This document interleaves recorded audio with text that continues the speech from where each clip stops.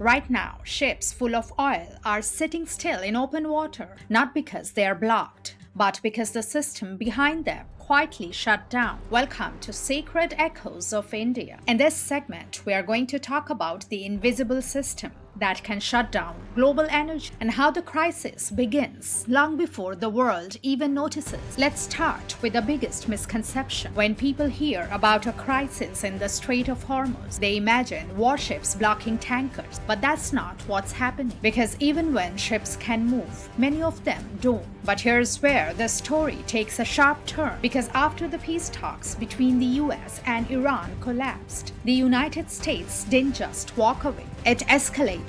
Within hours, the US announced a full naval blockade, targeting Iranian ports and shipping routes, effectively trying to choke off Iran's oil exports entirely. Not the whole strait, but every ship going in or out of Iran. And at the same time, US warships moved into the region, not just to enforce the blockade, but to clear mines, escort vessels, and prepare for further escalation, because Iran had already turned the strait into a hazard zone. Now here's the strategy: pressure Iran economically, force them back to the negotiating table, reopen global oil flow on US terms. But there's a problem. This doesn't just pressure Iran, it pressures the entire world, because every move to secure the strait also makes it more dangerous, more unpredictable, and far more expensive to operate in. And this is where the real shutdown begins, because the moment risk spikes, insurance companies react instantly, premiums skyrocket, coverage disappears, and suddenly one of the most important shipping routes on Earth becomes financially untouchable. Here's the rule: if a ship isn't insured,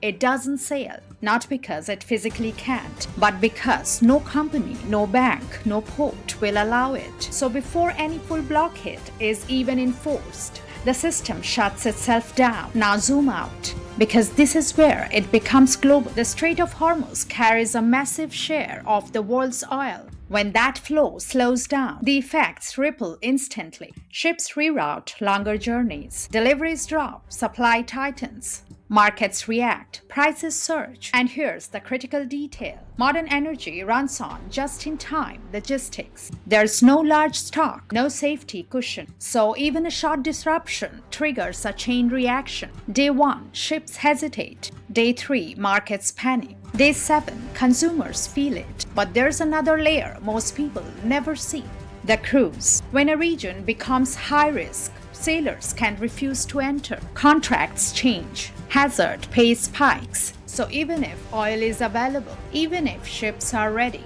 there may be no one willing to move it. This is why what's happening right now matters globally. Most experts don't think a full closure is likely in the long term. Completely blocking the strait would hurt not just Western countries, but also Iran itself, since its own exports depend on it. Instead, the more widely expected scenario is limited disruption. Things like temporary seizures of tankers, drone incidents, or harassment of ships. These actions can spike oil prices quickly without triggering full-scale war. Another common prediction is gray zone conflict, not outright war, but ongoing tension. That could include cyber attacks, naval standoffs, or proxy conflicts in nearby regions.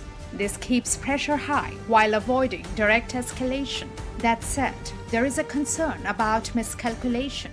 A single incident, like a damaged tanker or a military clash, could escalate faster than intended. That's why global powers often maintain a strong naval presence there, aiming to deter escalation and keep shipping lanes open. From a global perspective, markets are already somewhat used to tension in the region, so people expect short-term shocks rather than long-term shutdowns. The impact ripples far beyond the vessels themselves, affecting global trade, energy supply, and geopolitical stability. It's a powerful reminder of how much the world depends on these fragile maritime lifelines. So the next time you hear about tensions in the Strait of Hormuz, don't just picture warships. Picture insurance contracts collapsing, ships waiting with nowhere to go, and a system quietly grinding to a halt. Because the real crisis doesn't begin when ships are blocked. It begins when the world decides they are too risky to move at all.